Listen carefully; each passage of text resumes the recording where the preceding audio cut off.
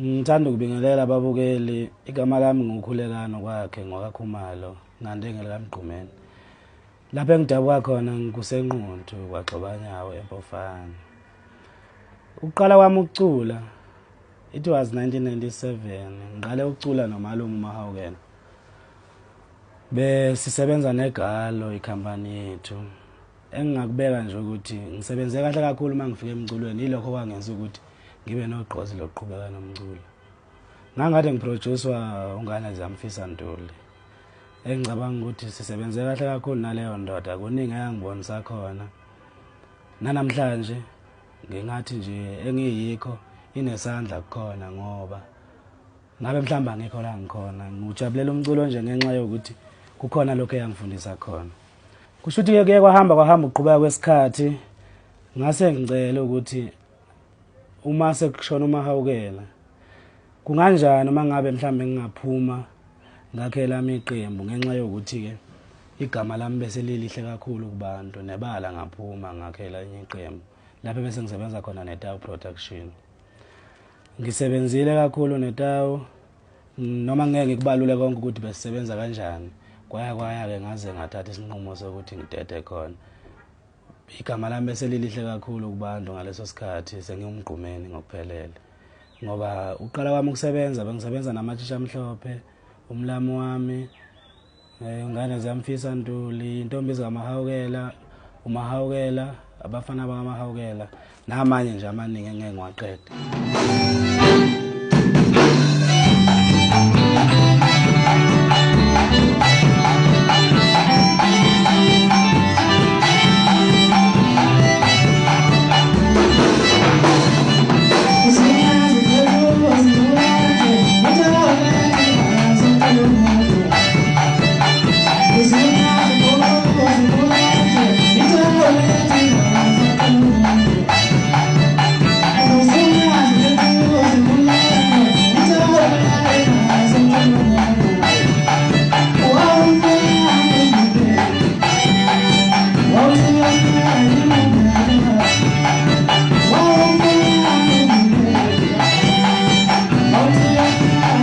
Ngabe ngiba umgqumeni ke abantu bangijabulela kakhulu ngengoma yami yokuqala ethi Easy Come Easy Go.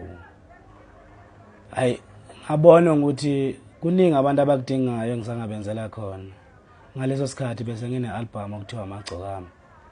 Kwaphinde ngazokwenza i-album yabakwethu eyayithi Sinamuve yokuqala. Abantu bangithenga ngendlela engaze ngagcina sengethuka ngayo nami ukuthi awukani nami ngumuntu obaleke ngalendlela emphakathini. Kwahamba ke ngilokho nje ngikhona emculweni kwaze kwafika lesikhathi ngiye ngabe sengibona ukuthi hayi ngoba ngazi ukuthi abantu abaningi basho ngezwe lilodwa ake ngenze combination yengoma zami zonke nje ngihlanganise bese nginenzela iDVD yazo. Nebala ngaphumelela ukwenza lokho uma ngibonisana nekhampani yami. Yiyo ke le DVD engithi anginivezele yona nje njengamanje niyibuke kodwa ke ningixolela ngeke ngikwazi ukuyikhipha zonke ingoma lezi beniyithanda ngenxa yokuthi yonke into mayenziwa ibe nomthetho wakhona la iphelela khona. Ukube bekuya ngami bengizonivezela zonke ukuze ngicine nijabulile. Kodwa nje ke nginethemba ukuthi lezi engiyivezile zizonithokozisa kakhulu. Ngifisa ke futhi nokunazisa ukuthi i-album entsha kaMgqumeni iyeza mhlambe nje ngo-October noma uma ephela. Isihloko sayo sobe sithi Jukebox. Ngeke ngenabe kakhulu ukuthi ngichaza ukuthini manje ithi Jukebox usiyoyiza khona nayo izophuma kanye ne-DVD yayo futhi. Engingathanda nje ukukudalula amaqembu engisebenza nawo njengamanje ukuthi mhlasimbe noma kukhona benokudideka ngoba sebebaningi kakhulu abaculi manje kakhulu futhi sebegcina becula into ecishe ifana kanti lokho kubuye kunilimaze nina abalandeli bomculo.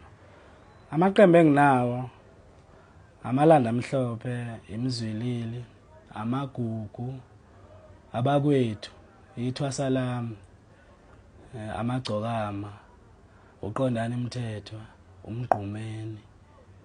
Nje umfiliseni nomgqumeni laba sizibiza khona ngezisimbi bese kuba yidla amanzi engisagcine ngalo njengamanje. Ngiyanithembisa futhi ukuthi ngisazolo ngikhona la endimeni yomculo uma ngabe nisangemukela ngalendlela eningemukela ngayo.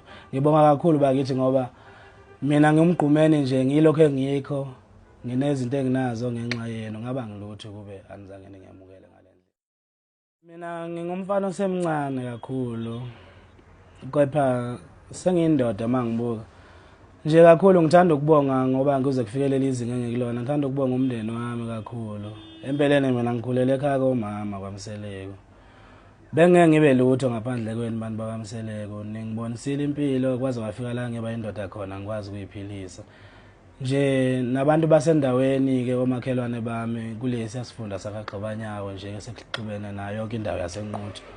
Yinini ningisupporte kakhulu naze nabonisa nezwe ukuthi kukhona umuntu okuthiwa umgqumeni ngaba ngilutho. Ngithanda ukunibonga kakhulu futhi angazi ukuthi ngingathini. Nginibonga ngokungaphezulu kwamandla ami nonke nje bantu bakithi ngendlela eningikhulise ngayo kuze kufike namhlanje. Kubabukeli ngiyacela futhi ngiyaphinda namanje ukuthi sicela bafowethu niyeke impela ukuthenga ama-DVD angama-fake nama-video even ama-cassette nama-CD. Niyasikhubaza kakhulu bafowethu. Kakhulu ngizoxolisa nje ukusho ngalendlela engizosho ngayo. Ingoba ubhubhane omningi sengilibone kule ndawo yaseThekwini. Bafowethu baseThekwini yekani ukwenza lento eniyenzayo niyasilimaza kakhulu. Asazi ukuthi kumele senze njani ngoba siyacula niyajabula nina nithengayo kepha manje khona abantu abadla amandla ethu ngengesikhona. Uma ningibona ngilambile ngizocela imali noma ngihambe ngicela imali estradini ngizogcina senithi umgqumeni uyishonisaphi imali. Ungibone ngigqoka amanikiniki uthi umgqumeni udla imali ngendlela engalungile kanti yinina enenza lokho. Baningi kakhulu abaculi bakithi abadumile kodwa uthi uma uthi uyababheka uthola ukuthi abanalutho. Hayi ngoba bengenangqondo yini ukuthi ngoba kudliwa amandla abo ngendlela engalungile. So mina engingakusho nje ngicela nikuyekeni impela. Sisazoqhubeka sibe khona njengami nje ke mina mgqumeni ngisazoba khona emculweni iminyaka eminingi ezayo ngoba iminyaka isangivumela. Futhi nje ngithanda ukusho uNkulunkulu ngiyambonga ngoba unginikeza amandla engeke ngazi ukuthi ngingabonga ngithini kuyena. Mina ngithi ngumculi ngibe ngino nabantu engibafundisa. Ngifana nothisha ngoba maningi kakhulu abaculi abakhona emhlabeni abavezwe umgqumeni. Akekho umuntu obewazi ukuthi bengagcina bengabaculi abanye abakhona bedumile. Namhlanje kunabaculi abadume izwe lonke abaningi futhi ngokuhlukahlukana kwabo kepha ngenxa kaMgqumeni. So ngiyafisa ukuthi sonke thina ezweni sibe into efanayo engabikho umuntu onomona. Makufika umuntu ecela usizo umnikeze ulwazi onalo akwazi na ukuthola impilo aphumelele ngoba kubhlungu mangibona umuntu wakithi ehlupheke ehamba ngenyawo.